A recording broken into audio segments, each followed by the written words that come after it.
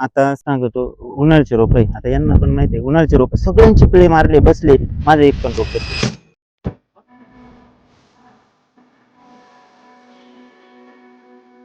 एक वेळेस गेलो आम्ही असंच हा दादांनी औषध आणायला गेलो. गेल्यानंतर आहे ना आम्हाला असं जेवण करायचं होतं म्हणून तुमच्या अंबिकाला आलो आम्ही जेवण करायला. आल्यानंतर आहे ना सहज त्यांच्या दुकानात खूप गर्दी दिसली खूप. मग आम्ही गेलो त्यांच्याकडे. गेल्यानंतर सहज त्यांच्याशी चर्चा चालली. औषध काय घ्यायचं नव्हतं. चर्चा चालली बुवा आम्ही असं वापरतो तसं वापरतो. तर पवार साहेब सहज आम्हाला म्हणे आमचं एक वापरून बघा.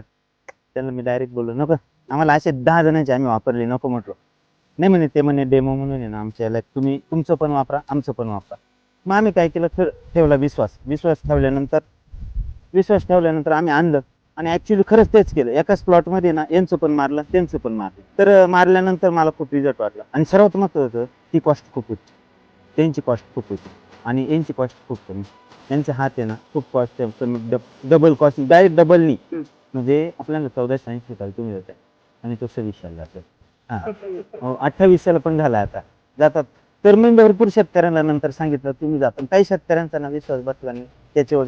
पण आता परत शेतकऱ्यांनी केल्यानंतर शेतकऱ्यांच्या लक्षात आलं का बाबा रेटमध्ये कमी आहे. सगळ्यात महत्त्वाचं आहे ना रिझल्ट महत्त्वाचं रिझल्ट महत्त्वाचं आणि माझं आहे ना आता सांगतो उन्हाळ्याचे रोप आहे. आता यांना पण माहिती आहे उन्हाळ्याचे रोप सगळ्यांची पिळे मारले बसले, माझं एक पण रोप बसले.